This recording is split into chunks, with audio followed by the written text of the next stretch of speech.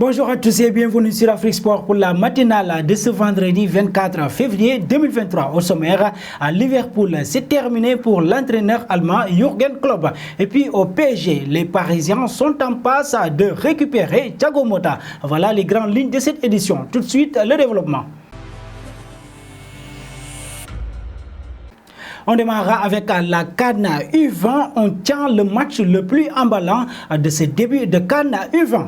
Ce jeudi, le Congo et l'Ouganda ont proposé un grand spectacle avant de se quitter sur un score de parité de 2 à Ismaïla en Égypte à l'occasion de la deuxième journée du groupe B. Un match nul qui qualifie quasiment les deux équipes, presque assurées de terminer au pire parmi les meilleurs troisièmes avant Ouganda, Soudan du Sud et Centrafrique-Congo dimanche lors de la dernière journée. Surprise 1-0 par le Soudan du Sud. Un peu plus tôt, la Centrafrique est en revanche assurée de terminer dernière du groupe et éliminée. Passons en Espagne avec l'FC Séville. Yacine Bounou est normalement le premier choix des Andalous. Mais le gardien marocain ne joue pas le match retour des playoffs de la C3. Au Philips Stadium du PSV à Eindhoven, Bounou a été remplacé à la dernière minute. La star de 31 ans n'est pas non plus sur le banc et la raison de son absence reste inconnue pour l'instant. Bounou est remplacé par Marko Dmitrovic. Le Serbe a disputé 10 matchs pour Séville cette saison, dont 2 en Ligue des Champions. Gonzalo Montiel est son remplaçant direct. Séville a remporté 3-0 le match aller à domicile. Faisons un tour en Afrique avec la RDC qui recevra la Mauritanie au stade Mazembe de Lubumbashi.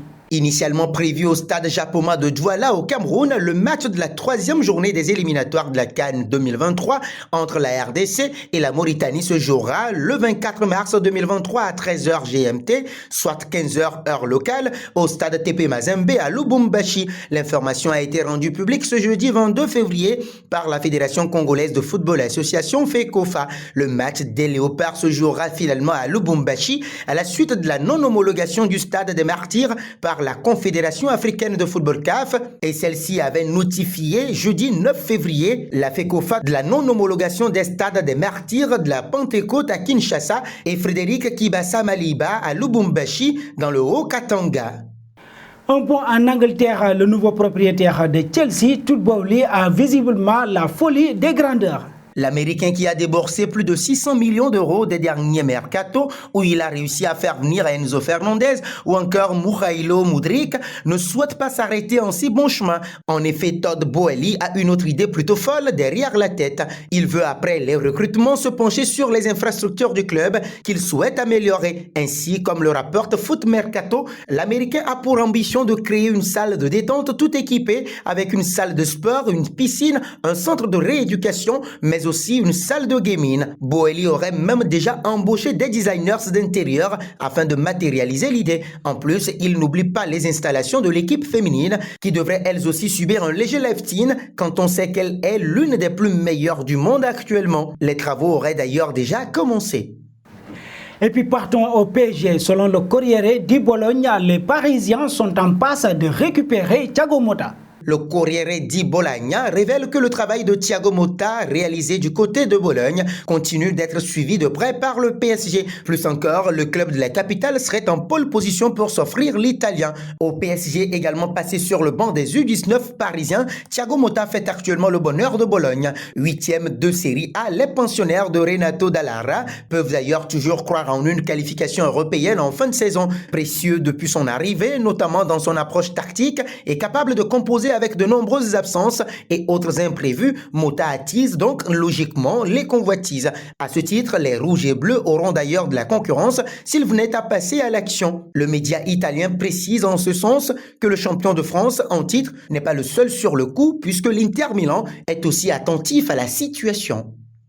Nous voici arrivés à l'instant quiz avec 3 indices qui vont permettre de connaître notre joueur mystère du jour. Premier indice, je suis un milieu de terrain de 23 ans évoluant en France.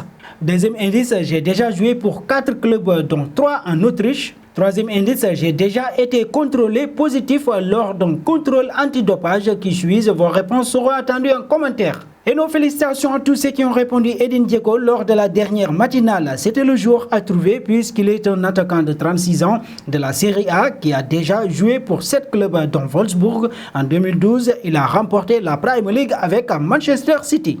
Terminons à Liverpool. À en croire les informations de Code Offside, les dirigeants des Reds se sont déjà réunis avant le match face au Real Madrid pour discuter de l'avenir de l'entraîneur allemand Jürgen Klopp. Ceux-ci ont constaté une monotonie avec des joueurs qui semblent avoir perdu l'appétit sous la houlette de Jürgen Klopp. Si son départ n'est pas encore acté, les dirigeants de Liverpool ont déjà identifié son successeur. Selon la même source, il s'agit de son compatriote Julian Nagelsmann qui lui aussi peut quitter le Bayern Munich à tout moment puisque les résultats là aussi sont en dents de scie. Autant dire que le résultat du 8e de finale retour contre le Real Madrid sera ultra décisif pour l'avenir de Klopp.